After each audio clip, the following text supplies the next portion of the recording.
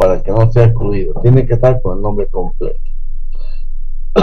Muy bien, jóvenes, entonces vamos a entrar al primer capítulo, teoría de las decisiones. Ajá. Para ver este capítulo es necesario analizar en qué circunstancias usted está queriendo tomar decisiones, porque influye mucho para tomar una buena decisión. Y hay 4 circunstancias o condiciones bajo las cuales se suelen tomar decisiones. La primera, decisiones en condiciones de certeza. Usted sabe con certeza cuánto va a ganar con su decisión, ¿no es verdad? Si usted va a perder, no va a tomar la decisión. Si sabe que va a perder, nadie toma una decisión para perder, ¿no es verdad? Entonces, pero a veces no sabe cuánto se va a ganar, poco, mucho.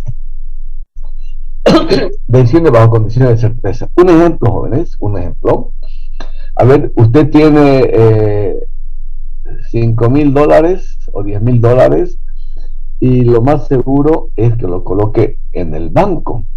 Se llama depósitos a plazo fijo. El banco, si es en dólares, le iba a pagar tal vez un 3% anual. Entonces, si son $10,000, entonces el 1%, $10,000, 1,000 son $100, el 1%, el 3%, $300. Usted sabe a cabalidad cuánto va a ganar. Ese es un ejemplo de decisiones en condiciones de certeza. El segundo, decisiones bajo condiciones de incertidumbre. Incertidumbre es lo opuesto a certeza. Usted no tiene ningún elemento de juicio para escoger la decisión A o la B o la C. Hay procedimientos matemáticos que recomiendan. Se va a ver en este capítulo, ¿no? En este capítulo. Incertidumbre quiere decir que no hay ninguna información previa. Decisiones bajo condiciones de riesgo. Esto es muy importante. Con esto vamos a comenzar nosotros en este capítulo. Cuando hablamos de la palabra riesgo en la teoría de las decisiones, estamos hablando de una distribución de probabilidades. Usted sabe la probabilidad de ocurrencia de un suceso, el suceso A o el suceso B o el suceso C. Por último, existen las decisiones bajo condiciones de conflicto. Ajá.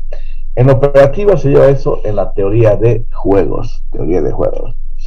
Significa conflicto, jóvenes, si el beneficio de la empresa A es igual al perjuicio de la empresa B. Hay conflicto. Por ejemplo, en el mercado de las colas hay conflicto entre las dos más grandes. ¿Cuáles son? Coca-Cola y Pepsi-Cola. Lo que gana Coca-Cola es a costa de lo que pierda Pepsi y viceversa. Ahí hay conflicto. Ajá. Entre las universidades privadas se dice conflicto cuando hay competencia fuerte entre la USA y la católica, por ejemplo. Son las dos católicas que un poco acaparan el segmento de los estudiantes que tienen buena posición económica. Conflictos, ¿ya? Si me dice cuáles son los dos canales que hacen competencia entre sí, sería cuáles, jóvenes, el 9 y el 13. Ajá, ya. Unitel y la red 1, ¿no? Bueno, está claro entonces. En este capítulo vamos a estudiar nosotros decisiones en condiciones de incertidumbre y decisiones bajo condiciones de riesgo. Esas dos corresponden al programa. Para tomar las decisiones en este capítulo se estudian dos herramientas.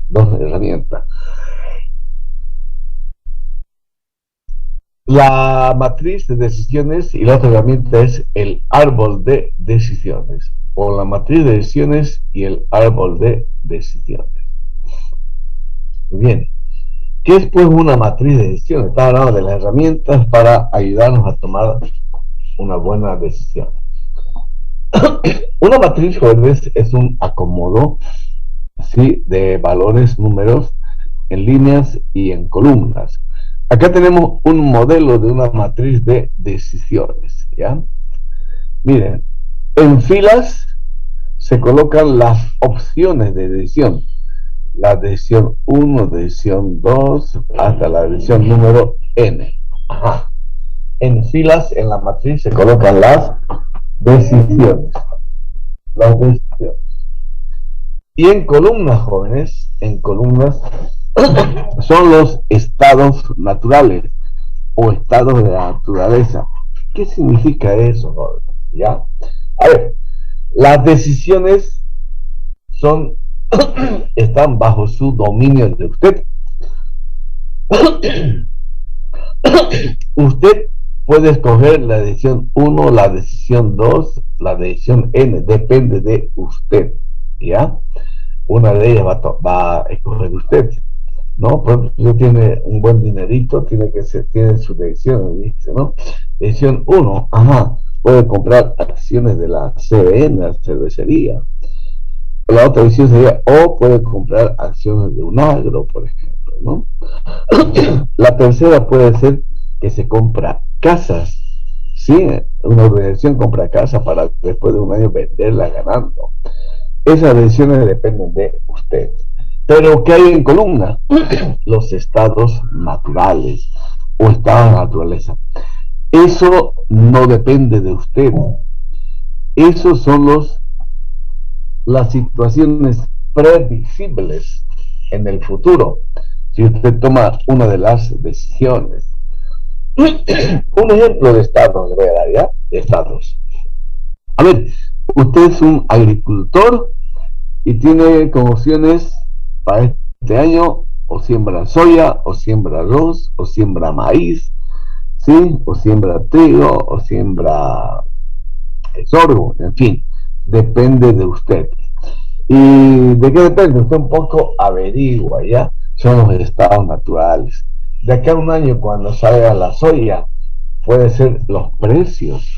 Puede ser que haya precio alto o precios bajos. Eso no lo domina usted, pero usted sí lo lee, lo interpreta. Otra, otro estado natural que puede ser a futuro es que sea un año con sequía o un año lluvioso. Eso influye en la siembra y la cosecha. Otro estado natural, jóvenes, puede ser que haya precios altos o haya precios bajos del producto, ¿sí? Eso también se estima. Entonces, tenemos en filas las decisiones de decisión uno hasta la decisión n, y en estados naturales tenemos el estado S1, S2, Sn. ¿Ya? Muy bien. Y los elementos que componen la matriz, lo que acá dice C11, C12, C1N, esos son los resultados, ¿ya? Los resultados de que toma una decisión y ocurre el estado S1. A ver, ¿qué pasa si ocurre la decisión D sub 1 y ocurre el estado S2? Usted va a tener una ganancia o un costo de C12. Eso usted entonces ahí puede ya anotar, ¿no?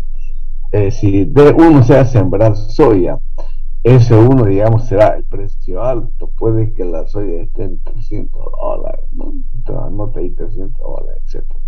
Entonces, lo que está de amarillo son números y van a ser las cantidades de pérdida o de ganancia. Si usted toma una decisión I, D sub I, y ocurre un estado S sub J. Muy bien, así se arma la matriz.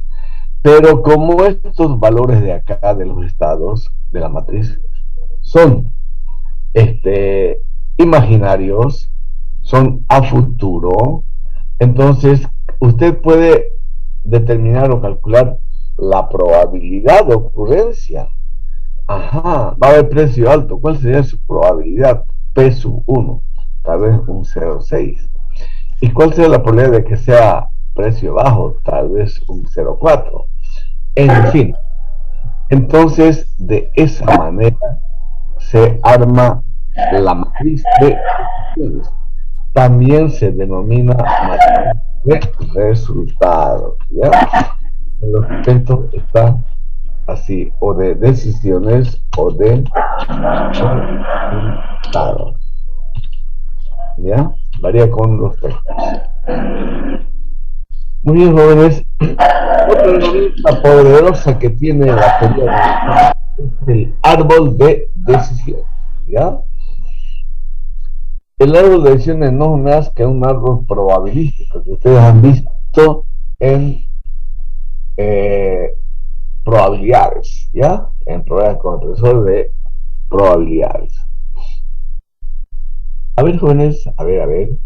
Un árbol de probabilidades no es nada más que un árbol de decisiones, no es nada más que un árbol de probabilidades. El árbol siempre comienza con un nodo cuadrado, el inicio. De ese nodo salen las ramas. Esas ramas son la decisión 1 o la decisión 2 o la decisión 3. Después de una rama de decisión viene un nodo circular. Es un nodo de probabilidades, ¿ya? Puede que ocurra el suceso S1 o el suceso S2, ¿ya? Y si ocurre el suceso 1, entonces hay un nuevo nodo de decisión. ¿Usted qué decidiría? ¿Siembra, no siembra? En resumen, el árbol de decisiones está compuesto por nodos y por ramas. Los nodos de forma cuadrada son nodos de decisiones. Los nodos circulares son nodos de probabilidades. Y las líneas que unen los nodos de decisión con los nodos de probabilidades son los estados, los probables, no, son las decisiones y de decisiones cuando va de un nodo de decisión a un nodo probabilístico. Y la rama que va de un nodo probabilístico a otro nodo de decisión, esos son los estados naturales. Con un ejercicio vamos a comprender mejor esto, ¿ya? ¿Alguna pregunta, jóvenes, del árbol de decisiones o de la matriz? Ya. Veamos entonces las decisiones en condiciones de riesgo, ¿ya? En condiciones de riesgo. Para, para resolver los problemas de decisiones bajo condiciones de riesgo, se tienen que conocer sí o sí la distribución de probabilidades, ¿ya? Las probabilidades de ocurrencia de los futuros estados naturales, ¿sí? Las probabilidades, no se olviden, hay tres maneras de calcular la probabilidad. La primera es utilizando las frecuencias relativas como una distribución de probabilidades. La segunda, la definición de probabilidad es la división de los casos favorables en el numerador sobre los casos totales en el denominador, ¿ya?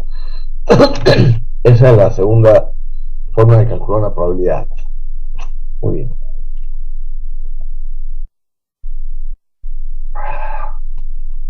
La tercera es la probabilidad intuitiva, ¿no?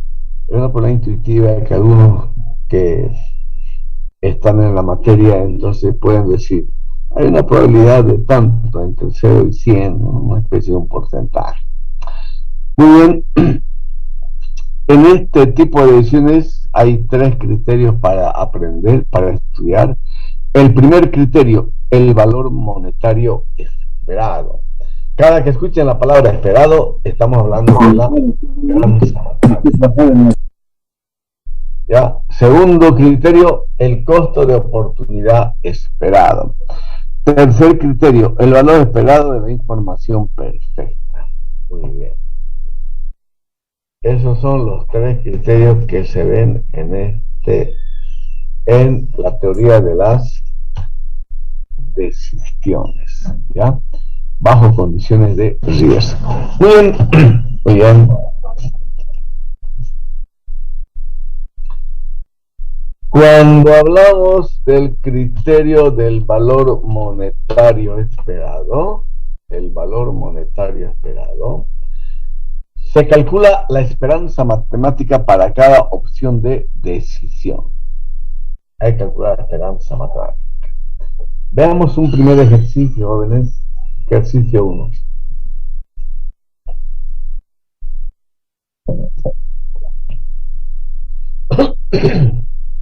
Ajá. Una empresa debe decidir si construye una nueva planta en su fábrica o no construye nada. Ojo, ojo, fíjense. O decide construir o no construye nada. Es también una decisión no construir, por si acaso. Acá el enunciado así lo dice. Si la nueva planta funciona bien, ganará 20 millones de dólares. Pero si la nueva planta fracasa, perderá 10 millones de pesos o dólares. Muy bien.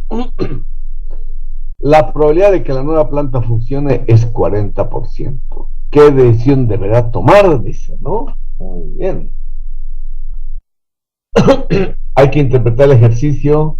A ver, una empresa debe decidir si construye A. Si construye, esa es una decisión. Una nueva planta en su fábrica o no construye nada. Esa es la segunda decisión. Son excluyentes. O la primera o la segunda. Si la nueva planta funciona, ganará 20 millones, pero si fracasa, perderá 10 millones. La probabilidad de que la nueva planta funcione es 40%. Ajá. Probabilidad de que funcione es 0,4. ¿Cuál será la probabilidad de que no funcione? Dal Bacarrasco me dice, ¿cuál será la probabilidad de que no funcione?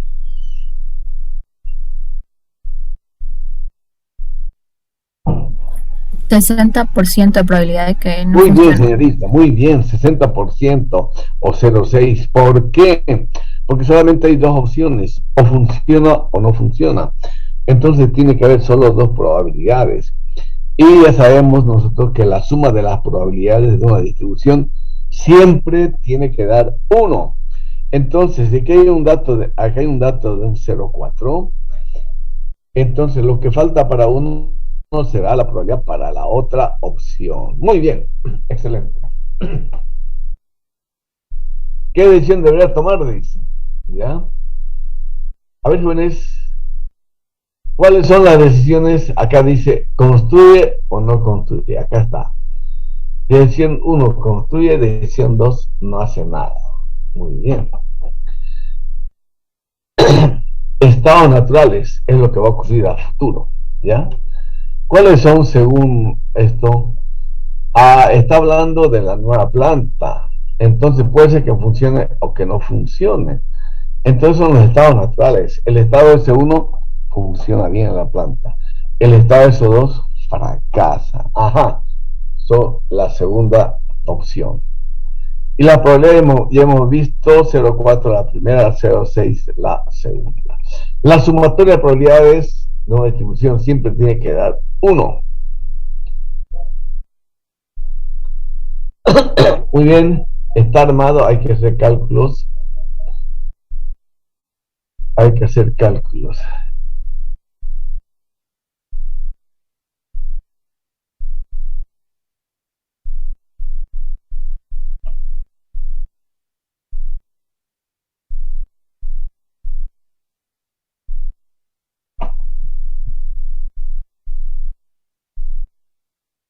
Árbol de decisiones.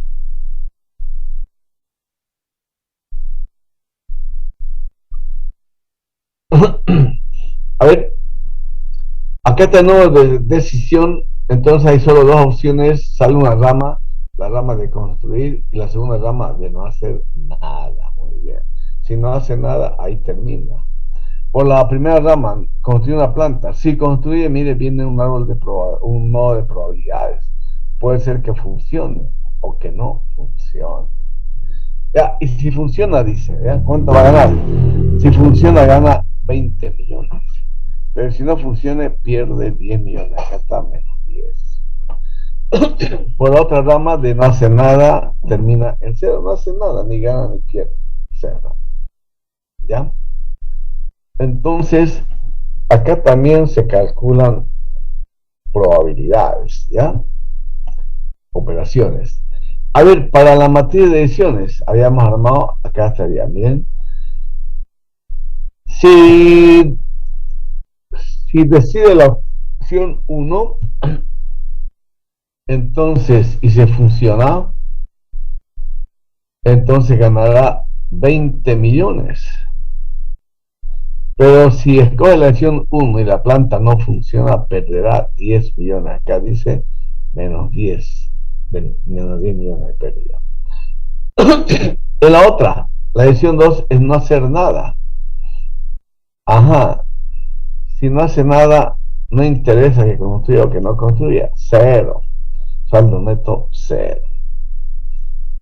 Estos valores jóvenes de dólares se calcula, hay que calcular eh, el valor monetario esperado. A ver, jóvenes, acá agarren la calculadora, por favor.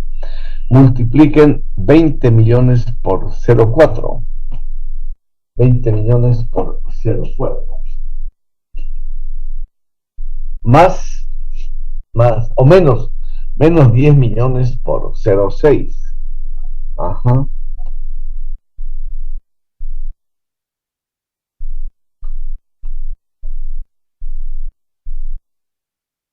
¿Cuánto de eso? 2 millones. Ya. 2 millones. 2 millones. Acá está escrito, miren, 2 millones. Entonces, jóvenes, para esta matriz, acá la última columna, el BME, significa el valor monetario esperado. Si tomo la decisión 1 y toman en cuenta las probabilidades, se gana. ¿Cuánto se gana? Se gana 2 millones. Pero si tomo la decisión 2, de acuerdo a lo que he anunciado, no gana nada. Su ganancia es cero. ¿Qué va a coger? O ganar 0 o ganar 2 millones. Respuesta: recomendar la decisión 1. Fíjense qué sencillo. Se recomienda la decisión 1. Este es el procedimiento para calcular los valores monetarios esperados. ¿Alguna pregunta, jóvenes? ¿Qué pregunta hay? ¿Qué pregunta hay? Dalva Carrasco, ¿qué pregunta?